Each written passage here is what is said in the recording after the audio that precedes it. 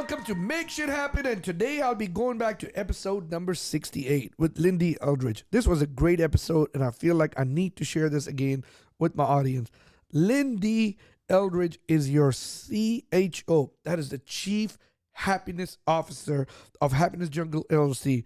She's an entrepreneur, mentor, #1 best-selling author, keynote motivational speaker, breast cancer survivor, humorist, co-brand partner with Les Brown, TV radio personality, and the podcast personality of I'm Crazy, But You Can't Lock Me Up. If you get a chance, definitely check her podcast out of I'm Crazy, But You Can't Lock Me Up. And last but not least, the creator of the Happiness Jungle Emotional Support Body Pillow. I believe it's something to gain from Lyndee. She also gets personal and shares an experience with not feeling joy or being happy while in a relationship. But she also talked what she needed to do, how to overcome the trials and tribulations in life. It's an amazing, amazing episode. Let's listen back to Lynndee Eldridge, episode number 68. And I hope you enjoy it.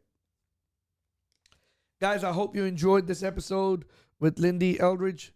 Now let's go out there and make shit happen. Welcome to Make Shit Happen. Today, our guest is Lynndee Eldridge. Lynn, thank you for being on the show. Thank you for accepting my invitation. How are you doing today? I'm doing fabulous. Absolutely fabulous. Couldn't have asked for a better day. Awesome. Lynn, I want to know, first question is, what is the Happiness Jungle?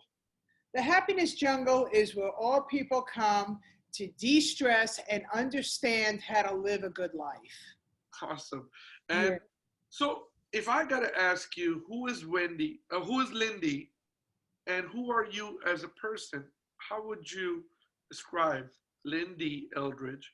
Well, I'll share what other people say about me. How about that? Because it's very hard to speak about ourselves. Yes. And other people say that I have a big heart, that I love to give, I love to share, I have a New York state of mind, and I'm just out to do the better, best in the world and leave behind a legacy that I know is true and will always inspire those to have more than they've ever anticipated, as long as they're willing to take and do what needs to be done. Because I come from the school of hard knocks, you know, nothing was easy for me, nothing was handed to me. So I am from the school of hard knocks. I am a product of my brand, of who I am. And I've always known that I was meant to help people go to their next levels. So that's who I am. Lynndee, when I was talking to you earlier today, I saw, I told you that I saw on your LinkedIn profile that you have some co-branding with Les Brown, and I told you how big of a fan I am. Yes. Mrs. Mimi Brown's little boy. That's right. That's right. And he is as delicious as you all believe him to be. Yeah. He's an amazing, amazing gentleman. He warmed my heart the day after I had my breast cancer surgery in 2017 when he called me to extend his wealth and his wishes for me. And that right there told me that this man is absolutely genuine and that I have placed a mark in his life. And now I'm a co-brand partner with him, and he is Les Brown. Tell us a little bit about the co-brand partner. What does that mean? A co-brand partner means that you have gone through massive trainings, you have invested in being a student of Les Brown and taking his certification courses and really adapting into what he has to offer. And when you go through any of his programs, when it's a master program, then you are also eligible to use a lot of his training materials, because he understands that you're going to represent to the best and to the highest respect that you can.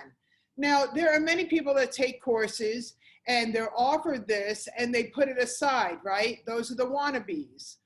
But I take what I invest in myself, and whether it's $10,000, $20,000, $500, or even $1, I take it very seriously and to heart.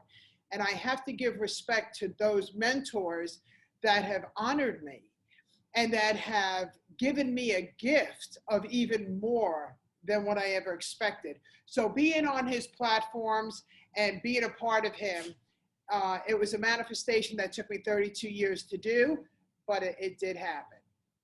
Lynndee, you said, you know, Les called you after your breast cancer surgery. I know you're a breast cancer survivor. I am.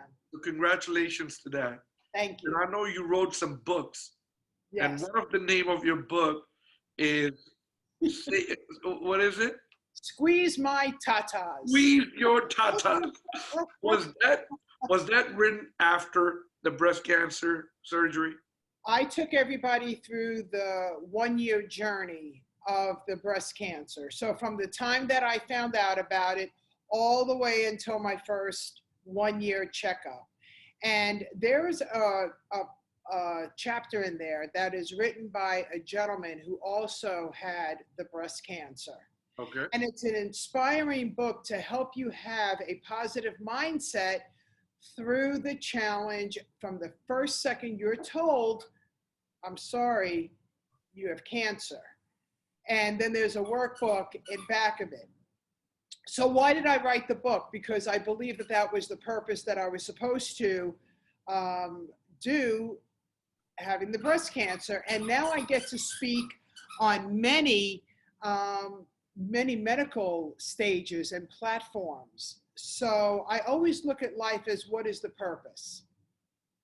So And walk us through that, you know, if you can tell our audience about this thing. You said you wrote about the 1 year journey. Walk yes, us a little bit. And what inspired you to write that book? Where, you know, what happened when you found out to a year later, if you don't yeah. mind. Well, in 2017, I call that my tornado year. You know, we all have you know, things that go on in our lives, and a lot of it is happy and a lot of it is sad. In my mind, like I said, I live life on purpose. And when in 2017, I came down to South Florida to visit my mom, to share the brand of the Happiness Jungle with all of my friends that I knew down here. I was living in New Hampshire at the time. Well, my mom was in the last chapter of her life, and I became her caretaker. I paused my life for a year, business and everything else, just to go ahead and take care of my mother. And during that time, I was also invited on the stage in New Hampshire for families in transition. And it was in September. And I said, you know, there's something that's calling me that I should not cancel that one speaking engagement. So I made sure that mom was taken care of, and I went to New Hampshire. Well, while I was there, I decided, I felt great, I looked great, but it was time for my 1 year checkup. I might as well get that done too. And I did. And that's when I found out I had the breast cancer. So when I found out I had the breast cancer, I was on the gurney. I had a mammogram done. They told me that they saw things. And then they had me go for a ultrasound. And that's when the doctor came in and confirmed that I had the breast cancer. And I remember just looking up at the universe and God and saying, what is the purpose? What's the purpose? And I decided to write a book and take people on the journey for the 1 year. I'm almost 3 years breast cancer free, by the way. All right. And also, if I remember right, you had told me that before you were diagnosed with breast cancer, you had separated. That is correct. I was with my former husband for 14 years, and we were separated, but we didn't really want to end the marriage. We wanted to keep trying, but it wasn't working. For whatever reason, it just wasn't working. And when I found that I had the breast cancer, if there was ever a time to reconciliate, I thought that this was the perfect time. So I asked him to come back to New Hampshire with me and go through this, not because I'm high maintenance, but because I was scared and I wanted to be held at night, and he couldn't do that. So I had to forgive him for his weaknesses, and I got a divorce 3 weeks into radiation. Oh. What was the purpose of the divorce during that time? Well, I created a Happiness Jungle emotional support body pillow that has hugged me every night since then. And now I produced it, created it, and it's helping people all over the world, whether it's for emotional support or whether it's for health issues. They have a bad back, a heart, a hip, a knee. They can't, find themselves to be comfortable. People use multiple pillows. So because I wrote about this pillow in my book and I share it on stages, everybody wanted the pillow. And I said, Lyndee, produce the pillow. So it took 1.5 years for that process to happen, but the pillow now exists. And it's wonderful. I love it. You just produced a pillow. Is it like a regular pillow? A furry pillow?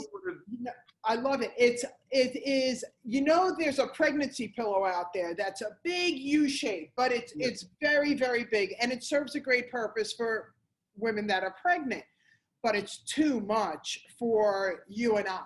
It's too much pillow. So I went ahead and I created a different dimension of the pillow, different length, a different dimension, so it could comfort us that aren't pregnant and aren't expecting a baby. And it's really working well. It's a unisex pillow. It's helping children as well as seniors and men and women. You just held that pillow every night and it comforted you. And now hundreds of people, thousands of people use them. That's awesome. Yes. That's awesome. Yes. Again, live life on purpose. Now, Lyndee, you also write. What is your, so if I have to ask you, what does Lyndee do day to day? How would you describe that? Well, since the coronavirus, I believe and I hope and I pray and I help people understand that we needed to reinvent ourselves.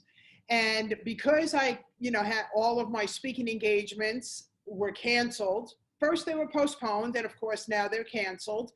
I had to figure out a way, okay, well, what does this look like for me? So when the coronavirus started and you were hearing about the depression of people, and people were having a very hard time, anxiety and stress and health issues, I decided, thank God for Zoom, social media, WhatsApp, that I was going to open up my phones for free. And when anybody felt that they needed to speak with somebody, that they could call me. Yeah. So I opened up my lines and I was invited to still speak on Zoom meetings, Zoom conferences. So I was still doing what I was doing, but I also had to figure out a way to recreate because my pillows were also being sold when I was on stage because people saw it, they touched it, they loved it, they wanted it. Well, now they can't touch it. So pretty much everybody knows, if they know me, they know about the pillow. And this is very interesting. And those that I spoke to, they weren't having an income coming in. They were feeling the financial pressures and still are. And they would always say, I wish I could afford a pillow. Mm-hmm. And then I had to think again, reinvention, recreate, be creative. And I know that there are many people out there that aren't having financial pressures and love to donate and pay it forward. So I set up a GoFundMe page. It's called Donate a Hug. And sure enough, people that could afford it were purchasing a pillow. Maybe it was for them, maybe it was for somebody that they know, or for a complete stranger. Lyndee, if someone wants to go fund this page, how do they find it? So go to GoFundMe.com. Okay. And then put in donate-a-hug. Okay. And you'll find it there. And how much is it? Like the pillow with shipping and handling and the whole thing, it's $98. $98. So with that being said, the pillows are now, I'm going to the post office every day sending out pillows. Oh, that's so awesome. What a blessing. So we had to understand that we had to reinvent ourselves.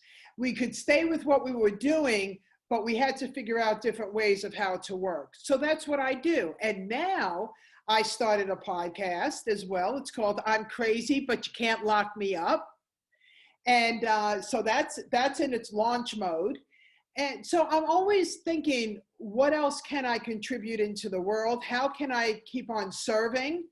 Because I am a student of Zig Ziglar and Jim Rohn, a real student. They were alive when I was when I really wanted to fill myself with more.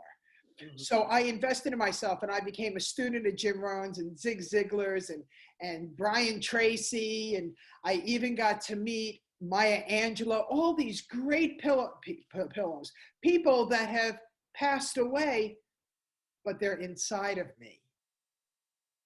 Tell us something. Tell us something. Share us something that you learned, from Zig. From Zig, I learned that number one, serve enough people, help them with the things that they need, and you will always have what you want and need. If you have something that is helping you, like the body pillow, I cannot tell you enough.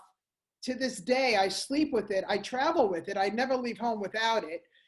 If it served me and it worked for me, then it can work for others. So if I have a product that could help others, well, then I could go ahead and produce it and make it.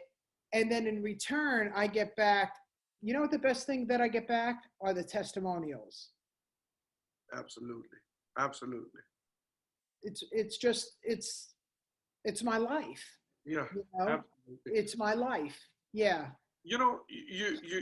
We talked about earlier when me and you were talking before the show. You told me something about difference between words and action can change the meaning. Yes. I would really like to share that with the audience if you don't mind. Absolutely. So we could say whatever we want to say. We could say we're sorry. We could say we're happy. We could say that we're going to do something. Those are words. But your actions speak louder than words. Your actions are the authentic you. And when you do something, I want you to do it because you want to do it, not because you're being forced to do it. Because if you're being forced to do it, you're not enjoying yourself and you're not enjoying the act of kindness, right? You're being forced to do something. But you may say with words something, but you're not going to follow it up by the actions. So where in fact it's not authentic. If I say something, you could bet I'm going to do the action that I say. So be honest and be true to you, and don't mislead yourself or others, because at the end of the day, someone's going to end up being remember we spoke about disappointment? Yes. I don't get angry anymore. I don't remember the last time I got angry, where a lot of people would get angry out of the things that have happened in my life. I get disappointed. And here's why I do that, is because when I get disappointed, I don't have high blood pressure. I don't get all crazy. I don't feel locked up. Now, if you and your audience would like, I want you all to say angry. Angry. Say it again, angry. Angry. And now say disappointed. Disappointed. Two totally different feelings, isn't it? Yeah, well, I'm angry, I'm hurting myself when I'm angry. Disappointed, right. I'm disappointed in you because you did not fulfill or you did not meet what I was expecting you to be. Yeah, and your verbiage is very important. So I've learned, and I teach people how to share their feelings without it starting to feel like an attack, right? And so when somebody disappoints me, I just share with them, I'm really disappointed. I thought in my own mind that it was going to be this way. Exactly. And unfortunately it's not. And I'm hurt and I'm just disappointed. And then I leave it. And that lets the person think about what you just shared with them versus I'm angry and now I'm going to attack you. And now we're going to have an argument. And what happens in an argument? No one hears each other. Yeah. You only hear selective words. And then you pick the selected words and you didn't hear the good, but you heard the selective words. And then it's like a big blow up. When I share with you that I'm disappointed in you, you can't dispute I'm disappointed. Yeah, I love that. I love that because when I'm angry with somebody, you're yelling and screaming and arguing, you're the crazy person. But when you say I'm disappointed in you, you get your point right across because you tell them, hey, you know what? I'm disappointed in you because I thought what I was buying or what I asked you to do or what you were going to do for me, you never did it. So very well put. And I loved it earlier when we talked about it. So I had to, bring this to, with my audience, because I really wanted the audience to hear it and get value from it, as I found value in it earlier. Lynndee, you also are do some mentoring and some consulting, right? Yes, Tell us a little bit about that. I do. So because I am from the School of Hard Knocks and I am also an entrepreneur, and I've owned my brick and mortar businesses. I owned the hair salon, I owned the pet store, I dibbled and dabbled in several things, was very successful. I also got involved in a multi-level marketing company, and I'm still involved in that company because I believe in the product and the service that it offers, delivers. And because of that, I was able to create a wonderful six-figure income from that, right? So I mentor people in regards to business because there's a beautiful fine art to sales. And every business, I don't care what business it is, sells. Because if you're not selling, you're not making money. Exactly. So people will say to me, well, we're an IT company. Okay. You have customers? Yeah. Do they pay you? Yes. How did you sell them on hiring you? You got to sell on your services. You have to. You sell furniture, right? Yes, ma'am. It's funny when you shared your furniture with my stepdad, may he rest in peace. He worked for Castro Convertible. Okay. So I was intrigued with the furniture industry because I would go to work with him when I was small. So when you said that you were in the furniture industry, and I'm like, I know what you do. Yep. But so I enjoy helping companies grow. Most importantly, I love helping companies, corporations, small mom and pops understand the true philosophy of happiness and making your customers happy. So even if they don't return because they've already bought the product, they refer you. And I teach business owners never say no. That word should never come out of your mouth. Whether you have the service or the product that they want, you should never say no. You should come from a place of a giving heart that you want to make sure that you're helping your client, whether you profit from it or not. So if a customer came in and wanted a certain piece of furniture from you, Sammy, and you didn't have it, I wouldn't want you to say no to me. I would want you to say, I don't have that in stock, but let me find out real quick who might. And you could refer them to another store because they're not going to be your customer because you have never had that product and you have no desire to get that product, because a lot of times in a sales industry, you have to buy a quantity. Right. And you're not going to want to buy a quantity. And they're just looking for one chair, one couch, one stool, one table, right? Right. But if you said to them, hey, Lyndee, I don't carry that product. However, let me find out for you right now who does in this area. See, I can't guarantee their customer service, but I can help you locate your item. And you could quickly Google it. And now what you did, it's about how you make people feel. Exactly. So you have made this person feel that no matter what, you cared enough about them that you went the extra mile. You referred them, and don't you think for a second that they're not going to tell their friends and family about you. Oh, yeah. And their friends and family are going to want to come to you to see what furniture do you have for them. Exactly.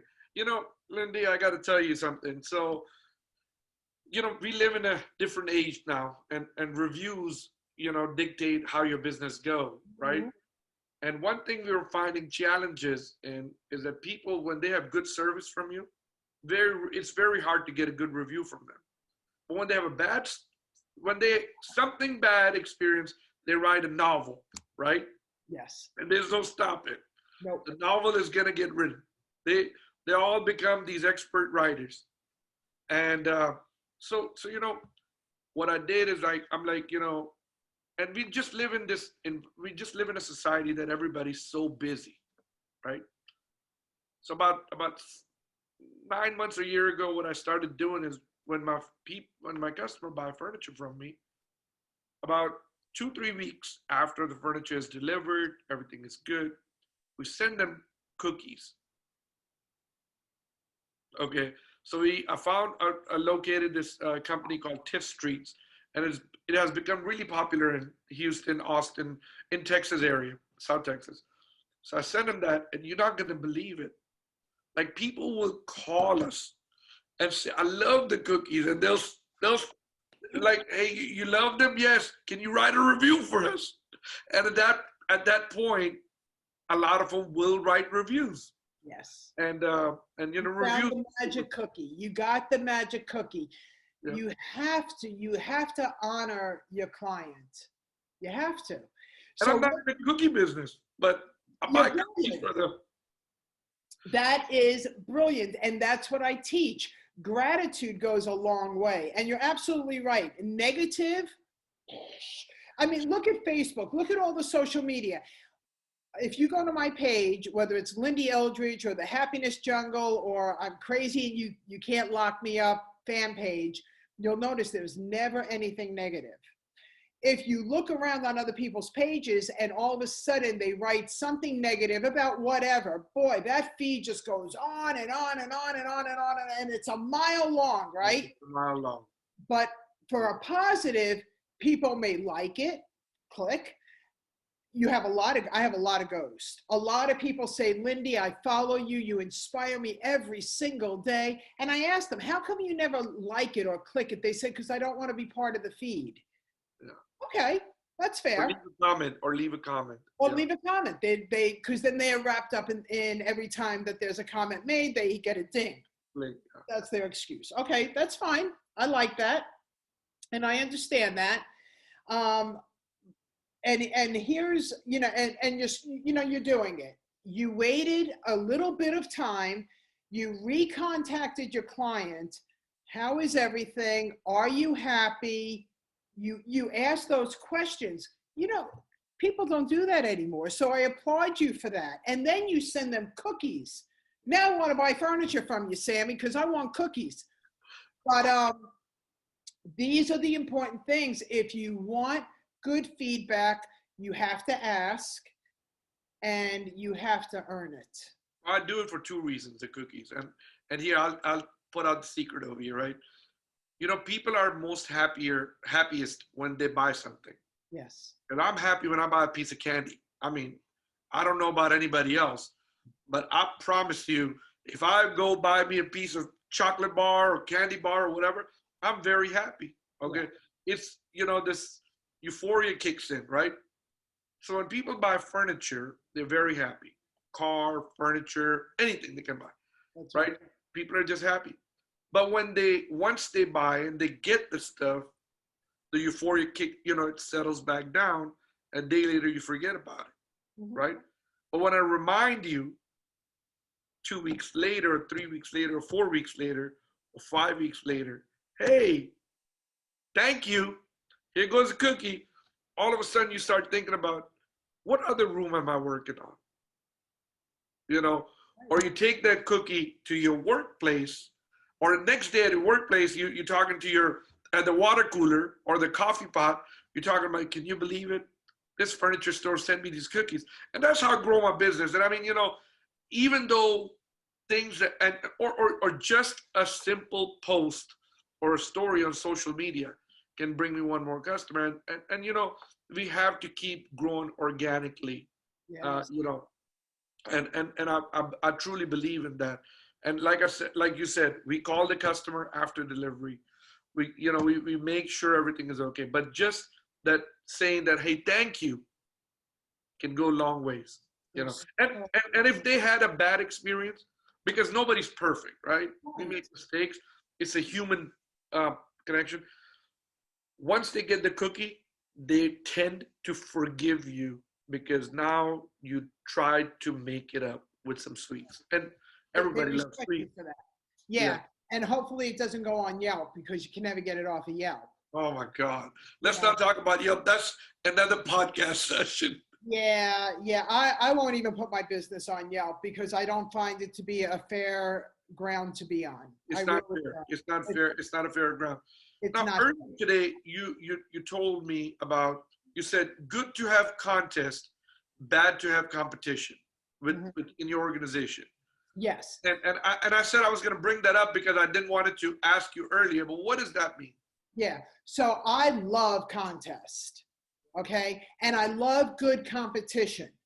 But there are times when we have a contest, okay, when I owned my salon, or even when I worked at a salon and they would have a contest, okay?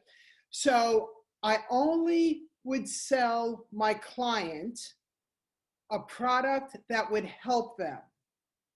So it was honest. If I won the contest, it was completely honest, right?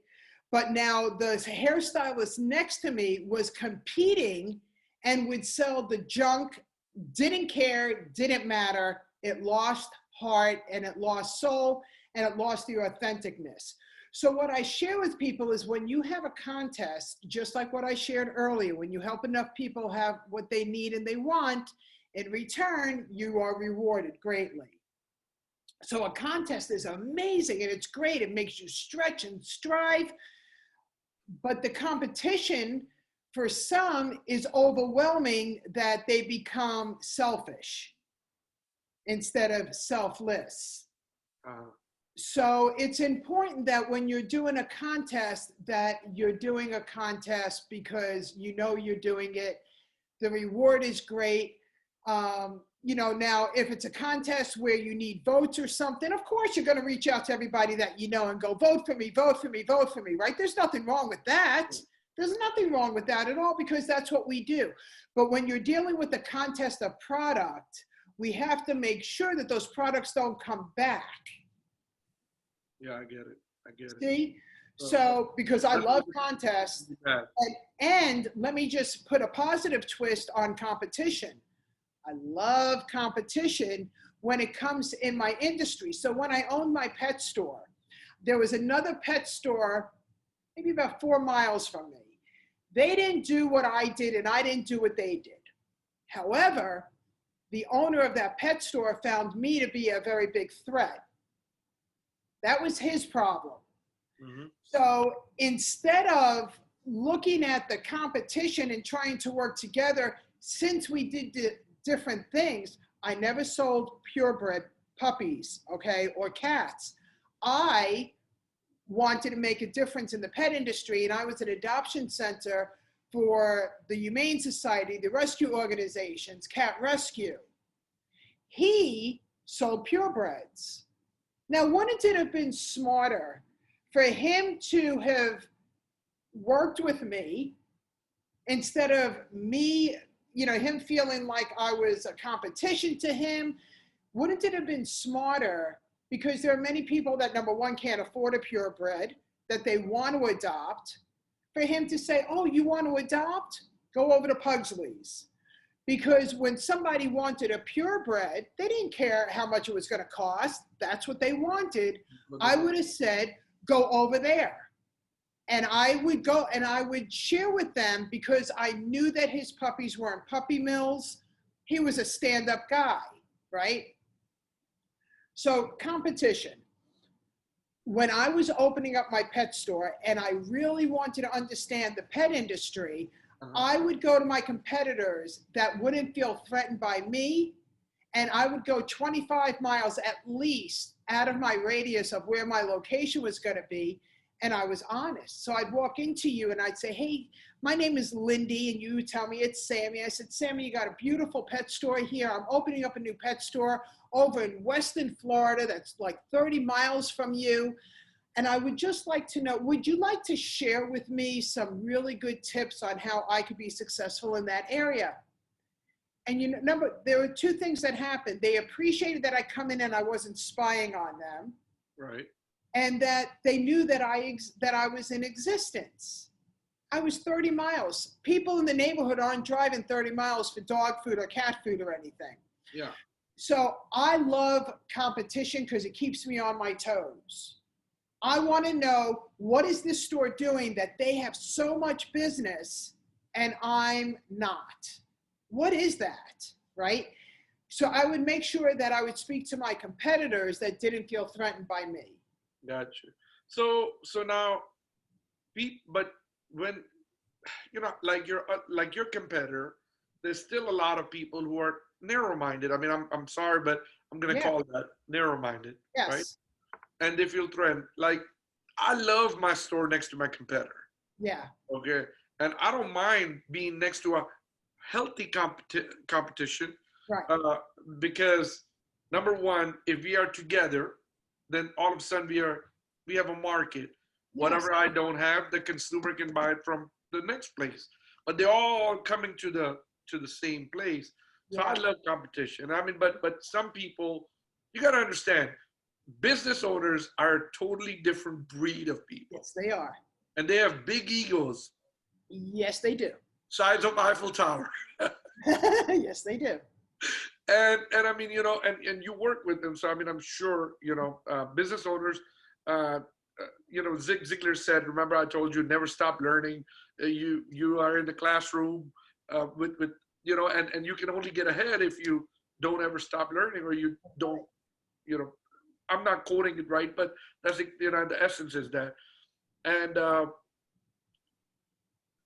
some business owners, they think they know it all. And I know you face a lot of them. I know you talk to a lot of them, and I know you've come across a lot of them. Hmm.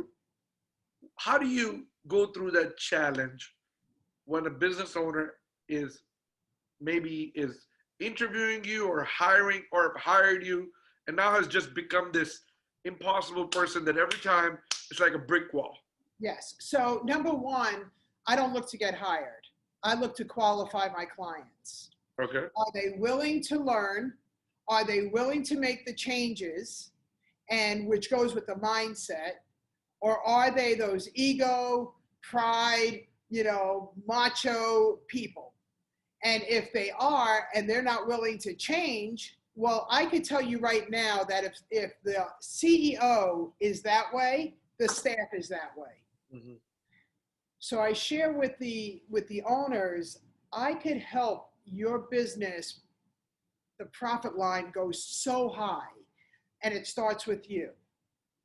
So I've looked around your store. I've done some research, and now we're speaking. So may I ask you some questions? And they always say yes. And I'm like, the first person that I have to work with in this company is you, because all of your employees model what you do. Mm-hmm.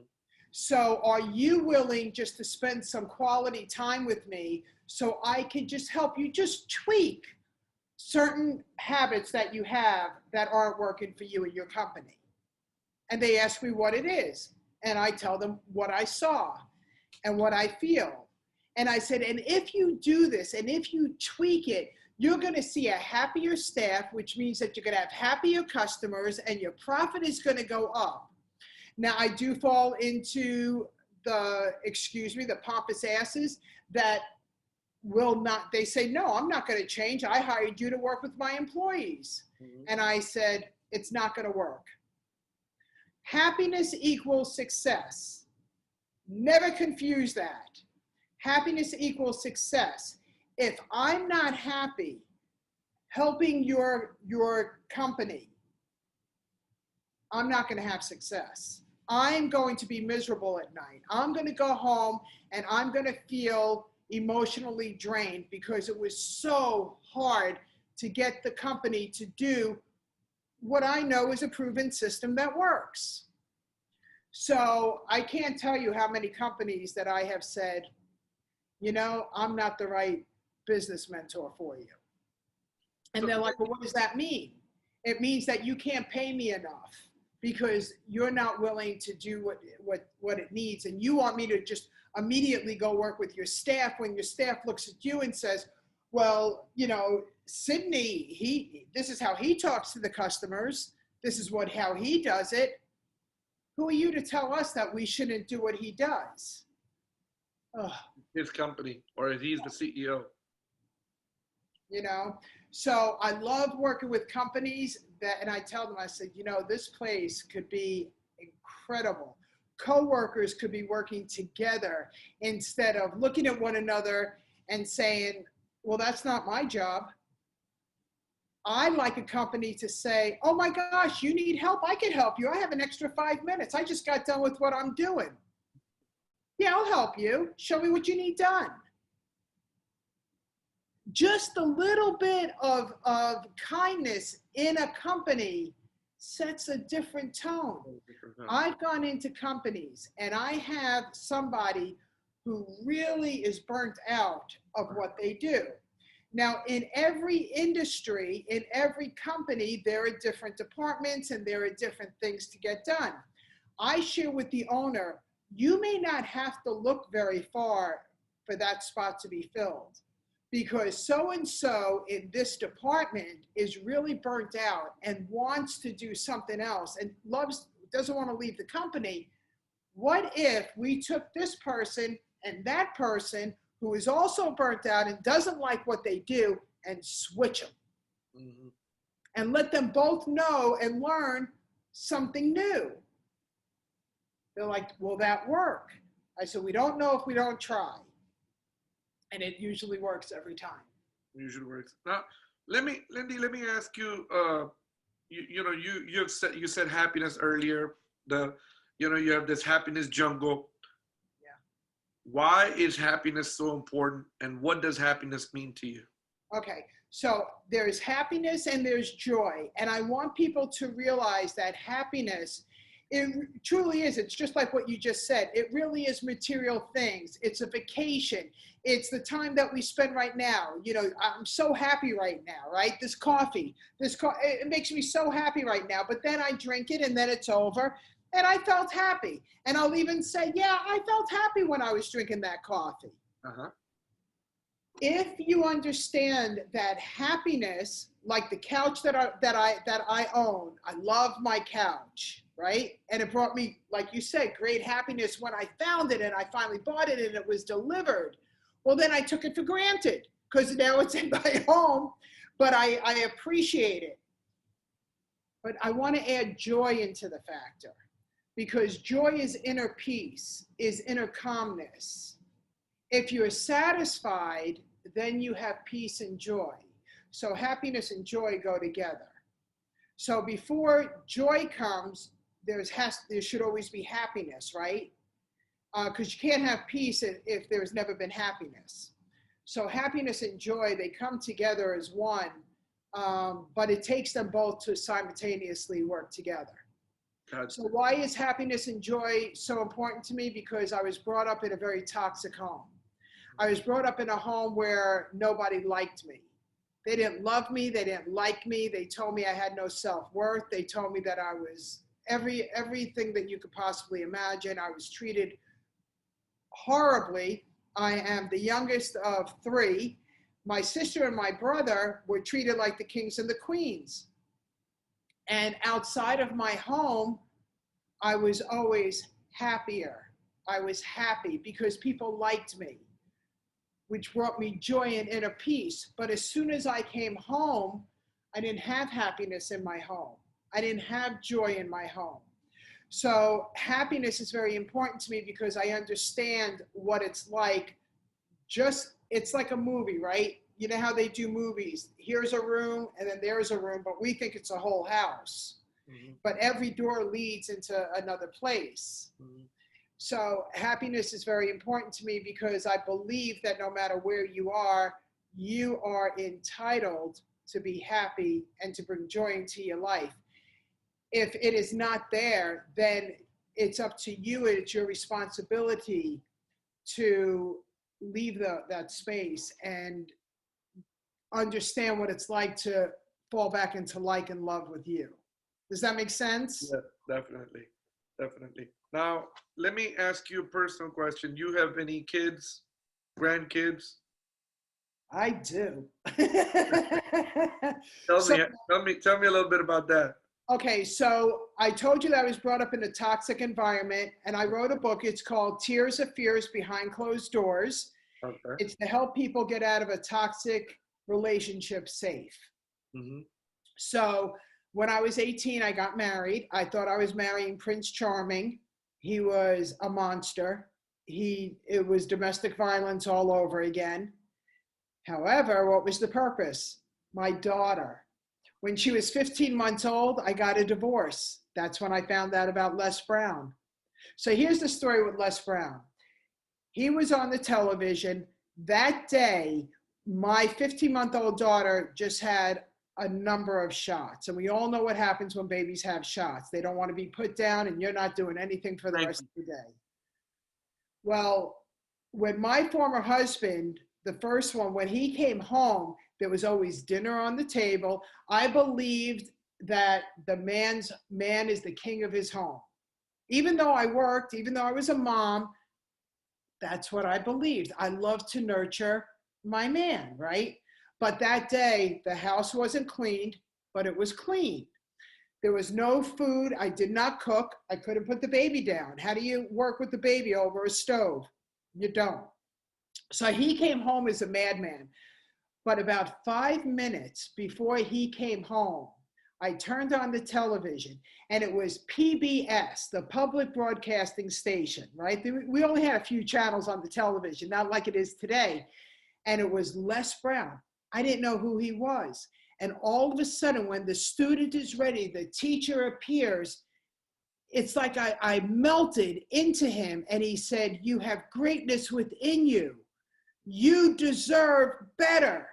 You know, and he just kept on going on. And I was like, wow. And then 5 minutes later, his name is Anus in my book, he comes home ranting. Normally, that's what I heard, his rant and his screaming, but I didn't hear it that time.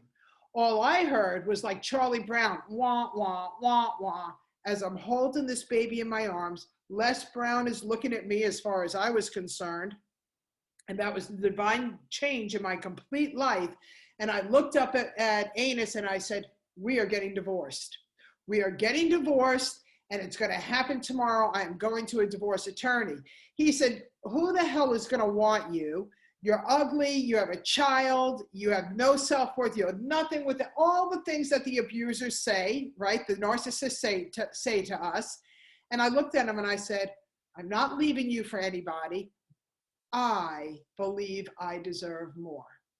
And even though I believed in the vows, and he knew how much I believed in my marriage vows and how I would never want to get a divorce because my mom and dad got divorced when I was 1.5 years old, I knew that I never wanted to get a divorce, but I had to stop thinking that way because that was hurting me. And he was using that as a weapon.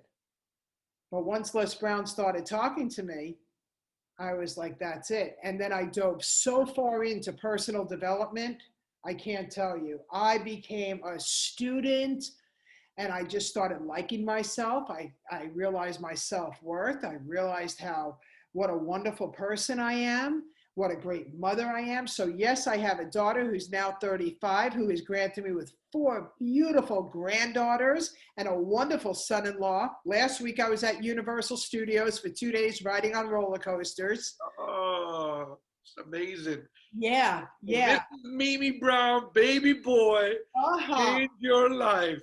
That's right. And I tell him that every single time. And never. You know why he changed your life?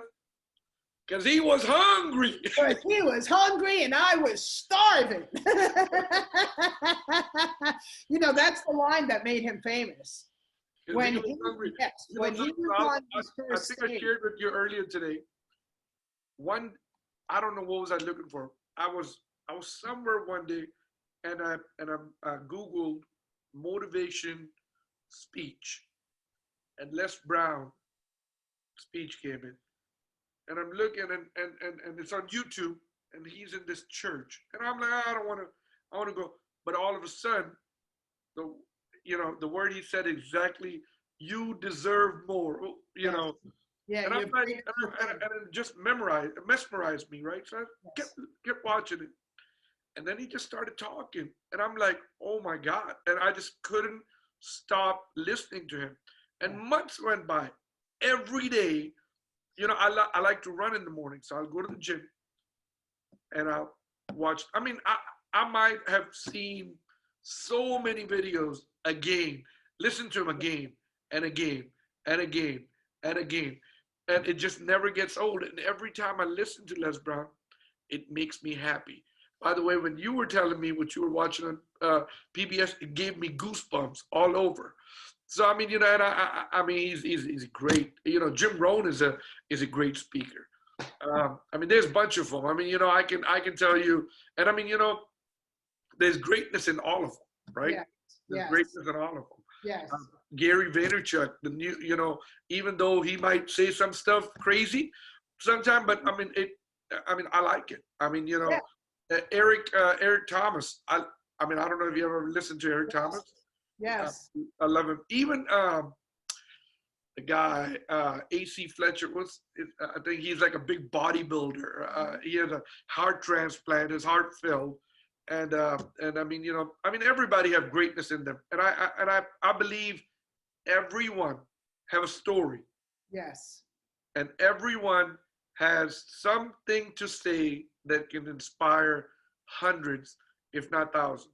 That is correct. As And I long mean- as they decide that they don't want to be victims anymore. Exactly. You cannot live life as a victim. You have to live it as a victor, and you have to live it as life on purpose. Okay, so what was the purpose, right? So being a student of Les, being a student of Jim and Zig, and just absorbing all of them inside of me, it was up to me to take that knowledge and become the person I want to be. Because like you said it before, negative will overpower positive. Just like negative equal evil. Yeah. It blows your mind, but it's true. It's true. So I work with people that are willing to be uncomfortable with changing. You have to be uncomfortable. To change, you have to be uncomfortable. You have to It's just like your body, right? If you want to go to the gym and if you're overweight and you want to work on it, you have to get uncomfortable. There's what do they say? No pain, no gain. That's right. And that's the way it is, no matter what. And you're never too old to learn. Never. I don't believe that you can't teach new dogs new tricks. I've taught many old dogs new tricks, and they are so happy. I've met people that were absolutely the meanest people that you could ever imagine. And they said to me, how do I be more like you? I don't want to be this way anymore. And I'm like, well, are you willing to change? Are you willing to be observant enough to know that when this feeling is going to come out, that you are going to suppress it? You're going to ponder it. You're going to put a piece of duct tape on your mouth so you don't say anything. And you're going to think of another way how you could word it, handle that situation better. And if you're willing to do that, I'm willing to mentor you. But if you keep on saying, I can't, I won't mentor you. That's awesome. I wish you luck. Lyndee, if someone says, you know what, I would like to talk to you, I would like to connect with you, where can they find you? I mean, where on social media are you? Well, my whole brand is Happiness Jungle. So if you just remember that alone, you can go to happinessjungle.com and go to the Get in Touch with Me tab. Let me know that, that they saw me on Sammy's show. Facebook, Happiness Jungle. Instagram, Happiness Jungle. YouTube, Happiness Jungle. I have an array of videos. I have a TV show that's been based out of Nashua, New Hampshire for the last 4 years, and the episodes are on the YouTube channel. Everything's in a playlist, and now, of course, the podcast. So I think that's the easiest way. And on Facebook, Lyndee Eldridge, Happiness Jungle, inbox me, and I am going to be yours. Again, 3 books, right? I have co-authored in many business books and personal development books. I have 2 books, Tears of Fears Behind Closed Doors, Squeeze My Tatas, and my happiness book will come out eventually. I'm just not in no hurry, I guess. What if, with you told me earlier, with COVID, things, people have changed, and you learned a lot of things, and you did this GoFundMe page, now you're on Zoom and everything. If you have a message for the audience, people who are listening, and they find themselves lost with this COVID during, and Yes. they don't have a job, they've lost it, and they just find themselves lost, and they're looking for this one inspirational thing, just like what you were looking for when Les told you that night, that evening, when you turned on the TV. What would that be? I would ask them to get in touch with me, and let's do a process of elimination, because you're so upset of what's going on in life that I know that when we talk, we do a process of elimination of the things that when you were growing up that you used to fantasize about and you used to love. The passion's always been within you. A lot of people, after I talk to them, they realize, you know what, it was a blessing about Corona, because I couldn't stand going to work every day. I didn't like what I was doing. So then I'm like, well, share with me. And I take them through a list of, share with me what you like to do, because whatever you like to do in this world, you can do it. Look at Etsy. Look at all the crafters out there. My daughter is a prime example of Etsy. So before my daughter had her last child, who was 8 years old, my daughter worked for Apple. Loved Apple, loved working for Apple, loved going to work every day. She became the first woman expert in the New England area for Apple. She was pregnant. She worked to the last minute before the doctor said, it's time to go to the hospital. That's how much she loved her job. After she had the baby, she contracted C. diff and colitis. And that was it. She couldn't go back to work because she needed a bathroom by her to this day, okay? So she said to me, Mom, what am I gonna do? And I said, take it easy and you'll figure it out. Listen to this story. So her and her husband, they weren't married at the time, they went into Home Depot to get a piece of wood. She thought, well, maybe I'll paint wood. I don't know what I'm gonna do, right? But she just started thinking of the things, well, maybe what she likes to do. He sees this wood burning tool. He takes it off of the stand and he looks and he said, Sika, let's buy this. She says, well, what is that? He said, it's a wood burning tool. She said, what is that? He said, I don't know. She says, I'm not buying that. He bought it. He bought it. They get home. He has a piece of wood. He goes, let's empty the bag. And out came this wood burning tool. And she's like, I can't believe you bought that. So she says, well, I might as well plug it in. And she started to doodle.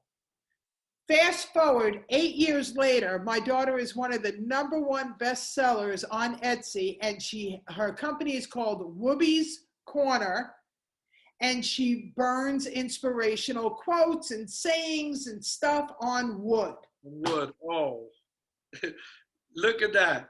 And all of a sudden, where she didn't want to buy a wood burner, now that's what she does. And so she makes them like little plaques and stuff like that. People buy that on Etsy. People get married and they want their names on stuff. They have a dog. I've seen that.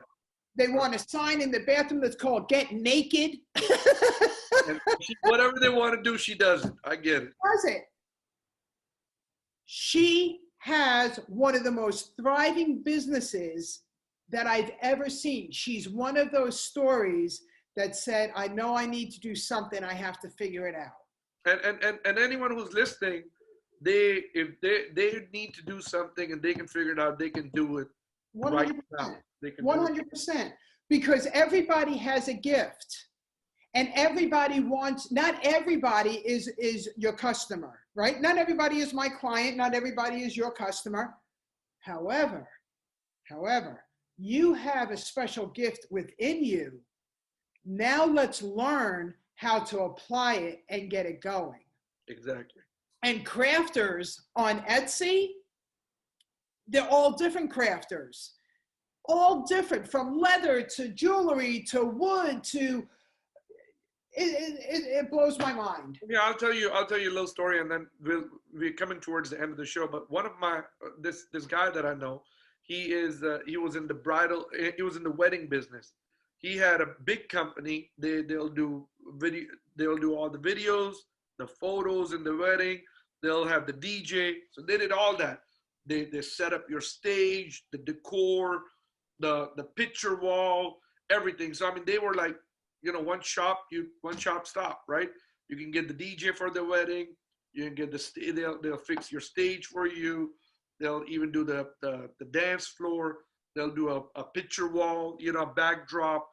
They even had like where you do those photo things. You take, people wear different hats and everything, right? They'll take the photos, the videos, everything. Well, when Corona happened, there's no more big weddings, right? And he got this, so he needed something to do. So I just ran into him about 2-3 weeks ago, and I said, well, how's it been? What you been up to, and this and that? And he said, well, man, I was sitting, and all of a sudden I'm like, well, I need to do something with it.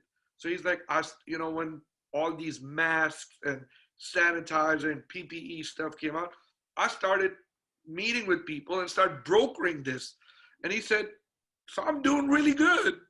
He said, I'm doing really good. I needed to, I had a big overhead. I have rent to pay and everything. He said, honestly, I haven't done any videos, but I'm doing really good because I figured out something else to do for the meanwhile until things go back to normal. So I mean, anybody can figure out what to do. We're Yes. coming towards the end of our show, and I ask all my guests this one question. If this was the last day on earth, and now we all got to go to the next world, right? Hereafter. And your books have been erased, your videos have gone, and you want to leave something for your granddaughters or their kids, and you have a pen and a paper, and you can leave them with 3 things. And it can be anything, right? How to live life, what to do, just be in happiness.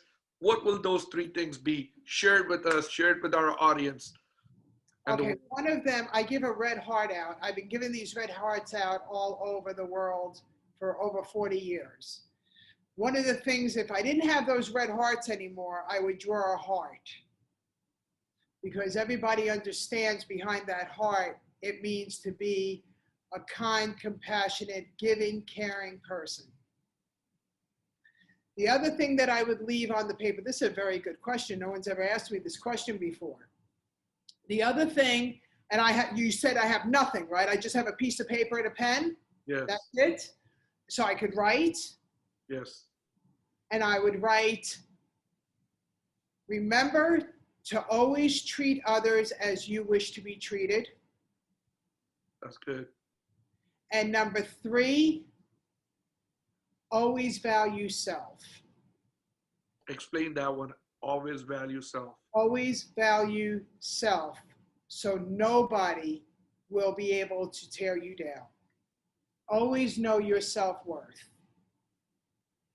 Because when somebody comes across like a Prince Charming and all of a sudden these things start changing, one of the first signs of abuse is you say, I'm sorry a lot. Yeah. I'm sorry. You say you're sorry to somebody who tripped and wasn't even next to you.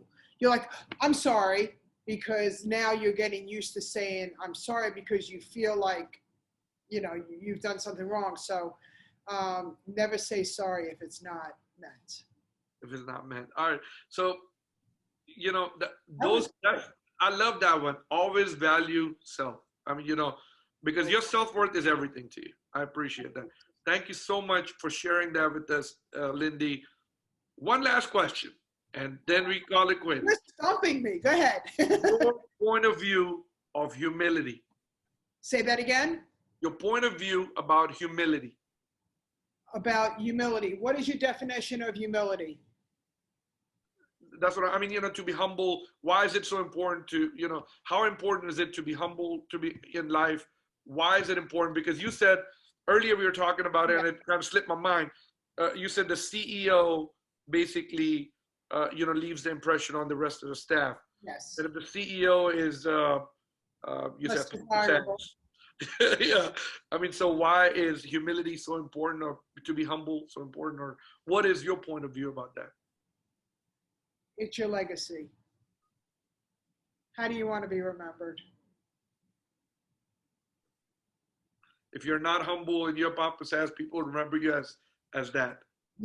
How do you want to be remembered? I know how I want to be remembered. And like Les Brown says, and we'll close with that, I want to make sure I leave this world empty, that I've given every positive thing that I could to the universe so it could carry on.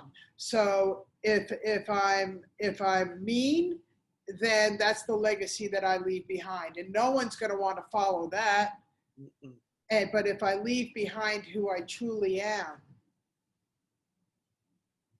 then I've inspired and I've made a difference in the world.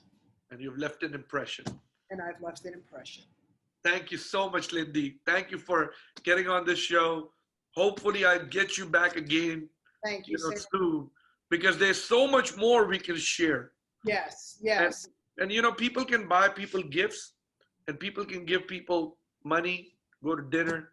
But there's one thing that is such a precious commodity, and that's time. And I appreciate you, and I thank you for donating your time to me, to my audience, and to the world. And for that, I thank you. And I thank you back. Gratitude goes in a full circle. Thank you so much, Lyndee.